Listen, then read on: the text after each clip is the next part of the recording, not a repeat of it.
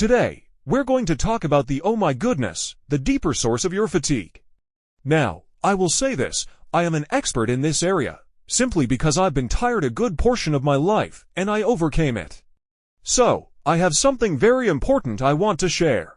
If you really understood how the body makes energy, this is going to be very motivating for you, especially because you're going to finally understand what really is behind fatigue in general. But first, subscribe to our channel for more health-related content. Because you can take various vitamins and energy drinks and try to boost your energy and have more coffee, but that doesn't fix the real problem. Everything starts with this mitochondria. What is the mitochondria? It's an energy factory deep inside your cells that produces energy. If you have any aspects of fatigue, even if you exercise and you run out of gas really fast, or if you have many of the different health problems that most people have, this mitochondria is at the root of it. In fact, most diseases come directly from this mitochondria. So, what is the mitochondria? It's a battery-making machine because food directly can't give you energy. It has to be converted into a chemical form of a battery, so you can use it. Now, whether you took biochemistry or not, this might help you to understand the simplicity of what's going on with the massive complexity of what's happening inside that mitochondria. Maybe you have, or you haven't heard about this Krebs cycle thing. Right, that's actually the pre-battery maker. Okay, so it comes right before the battery maker, because the actual battery maker is connected to it. The Krebs cycle gets everything prepared and ready, and helps strip out some of these electrons. But we have to somehow extract these electrons from the food that you eat. And since we're on the topic of food, certain foods have more energy than other foods. So, if you're living on ultra-processed foods, it's going to be almost impossible to extract energy from that simply because it's dead. There's not a lot of energy in there.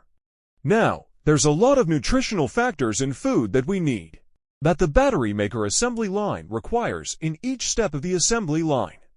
Okay, you need B1, B2, B3, folic acid, B12, magnesium, manganese, selenium, vitamin C, and something else called coenzyme Q10. These are the helper molecules that are essential for making this battery. Now, there's a very, very important enzyme that's involved in making ATP. It's called ATP synthase.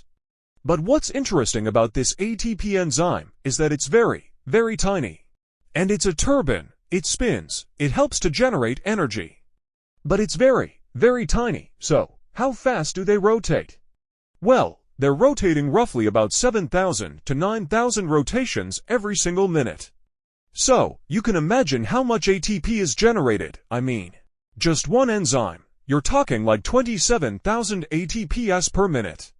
Now, if we just look at one cell and determine how many mitochondria are in that one cell, you're looking at, on average, between 1,002 to 1,500 mitochondria per cell. And how many cells do you have in your body?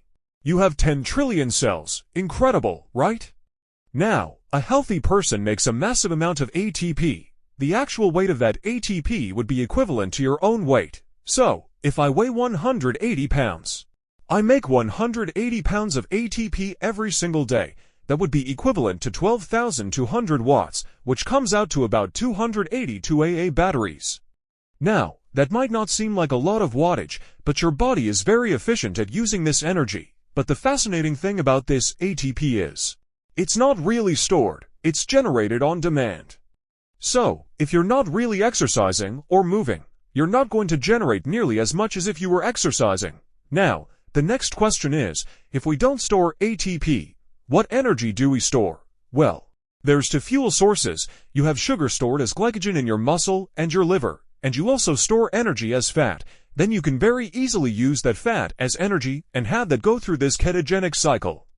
But if you're not fat adapted, you're going to run out of energy pretty quick because you haven't adapted to the fat fuel. So, with my problem way back when I was in my late 20s, I would consume pure carbohydrates, okay? And my energy would come up when I would eat.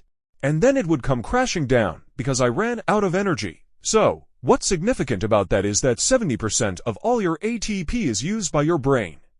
Your brain hogs a lot of this ATP. So, the first clue about getting energy is to get on the ketogenic diet. So then, you can supply your body with a quick source of fuel, which is more efficient. You can not only make more ATP, but then you can tap into this energy reserve a lot quicker. Now, there's another important aspect to consider: coenzyme Q10. This is a vital nutrient involved in the generation of ATP.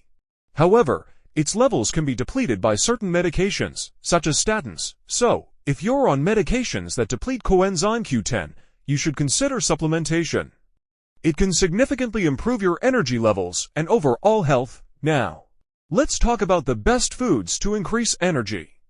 You want nutrient-dense foods with red meat at the top of the list. Red meat contains numerous factors that give you energy, including coenzyme Q10. And finally, exercise is crucial for increasing energy. It's the #1 way to produce more mitochondria, which is essential for energy production. So, there you have it, the deeper source of your fatigue and how to overcome it. Make sure to subscribe to my channel for more valuable insights. And remember to take care of your mitochondria for boundless energy.